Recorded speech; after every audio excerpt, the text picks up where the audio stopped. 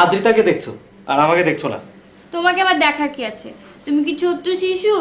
তাও বটে, আমি এখন এই ছোট্ট শিশুটার পিতা। থাক, আর পিতৃ তো ফলাতে হবে না, তোমার অফিসে দেরি হয়ে যাচ্ছে।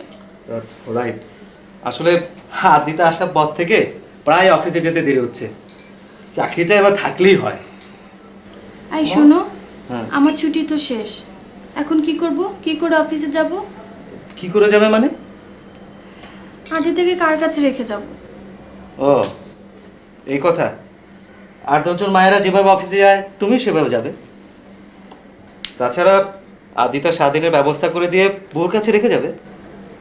বুয়ার কাছে রেখে যেতে আমি ভরসা পাই না। যাদের কোনো উপায় নাই তাদের অন্যের উপর ভরসা করে চলতে হয়।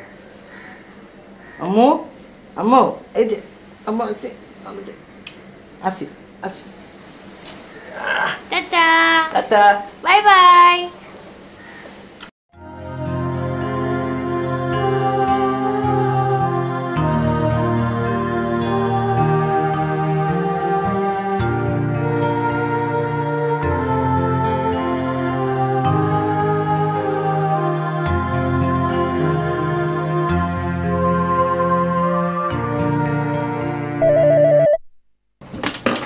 হ্যালো। তুমি ফোন করেছিলে? আমি একটা মিটিংয়ে ছিলাম। এই শোনো, আমার যেন কেমন লাগছে। কেন, কি হয়েছে তোমার? আমার কিছু হয়নি, আদ্রিতার জন্য দুশ্চিন্তা হচ্ছে।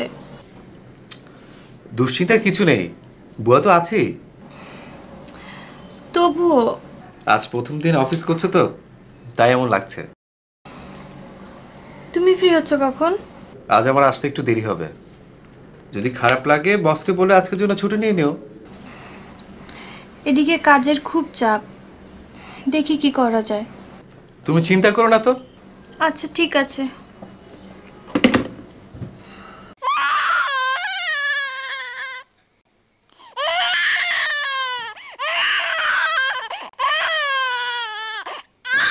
কি বাচ্চাটা চিৎকার করে কাঁদছে? বাড়িতে কেউ নেই নাকি? হ্যাঁ,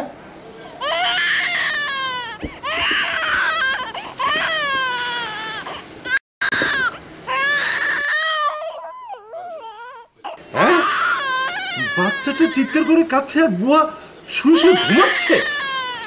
বুয়া, এই বুয়া, এই খোলো দরজা। এই, ঘুমাচ্ছে, খোলো, জলদি খোলো। দুধের বাচ্চাটা চিৎকার করে কাঁদছে, এক্ষুনি তো বলে দেখাবে তো। আহারে আহারে, আর তুমি নাক ডেকে ডেকে ঘুমাচ্ছ? বাচ্চার দুধ বানায়া দুধের বোতল মুখে দিয়া কখন যে ঘুমায় গেছে আমি কইতে পারুম না। যদি পুরোটরে যেত। তা বাড়ির আর সবাই কোথায়? আপা দুলাভাই অফিসে গেছে। তোমার ভরসা রেখে পুরো অফিসে গেছে? ওদের বুদ্ধি শুদ্ধি আর জীবনও হবে না। নানু ভাই